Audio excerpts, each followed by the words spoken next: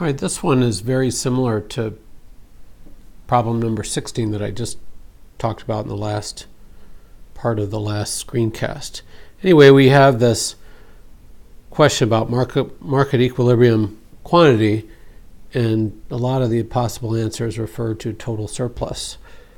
So remember that total surplus is the sum of consumer surplus and producer surplus. Consumer surplus is the area below the demand curve above the price line. Producer surplus is the area above the supply curve, the firm marginal cost, industry marginal cost curve, and below the price line. So this is producer surplus, consumer surplus. So we can see that, at least according to this picture, total surplus is maximized. But remember, there are all sorts of reasons that the competitive market equilibrium doesn't maximize surplus. Chief among them is if there's pollution costs. We're going to see this toward the sometime after spring break, not far after spring break.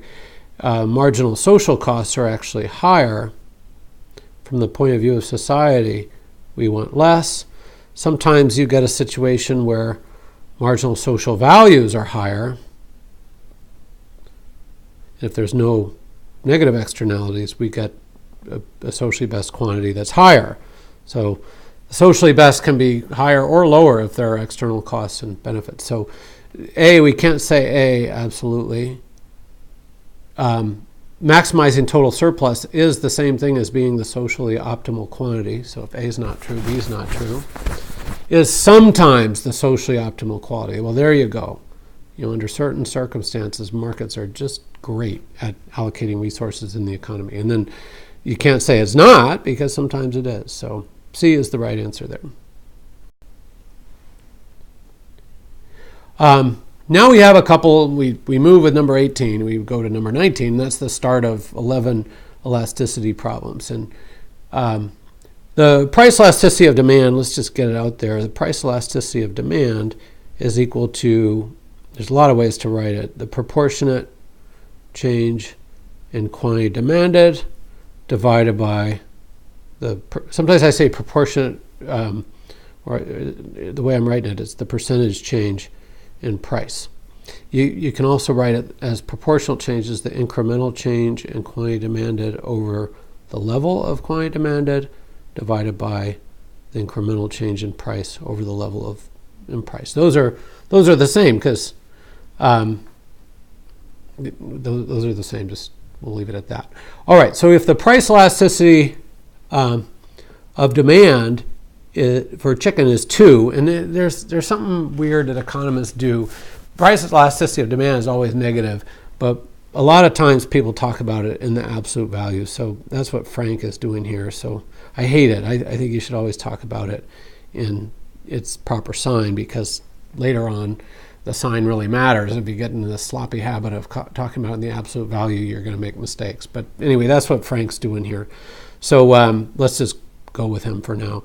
So according to this formula, price elasticity of demand is 2, and then they want to know what a 20%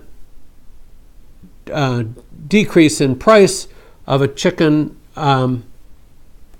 if the price of a chicken falls by 20%, by how much would the quantity demanded of chicken increase? And that'll be the unknown x, and we can just multiply both sides by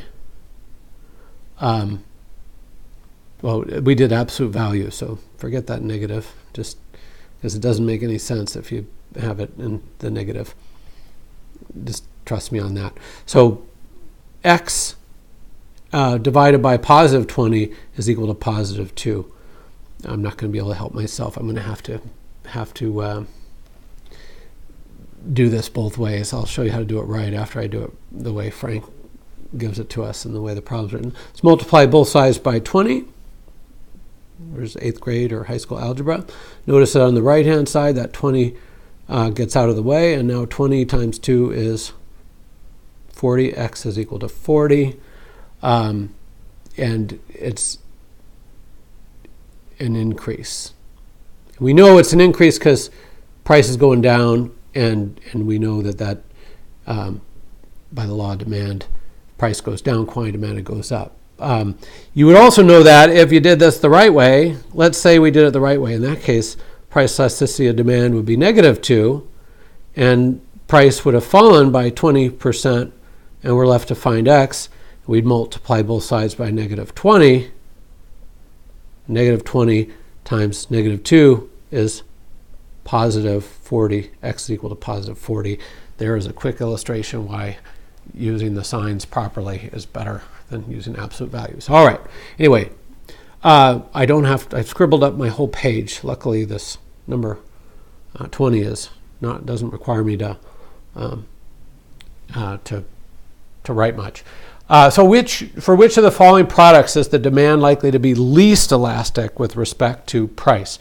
And here, the determinant of elasticity that's being emphasized here is that the more substitutes there are available to a good or service, the more elastic demand will be. Because if one of the varieties goes up in price, you can just switch away to another variety. But the converse is also true.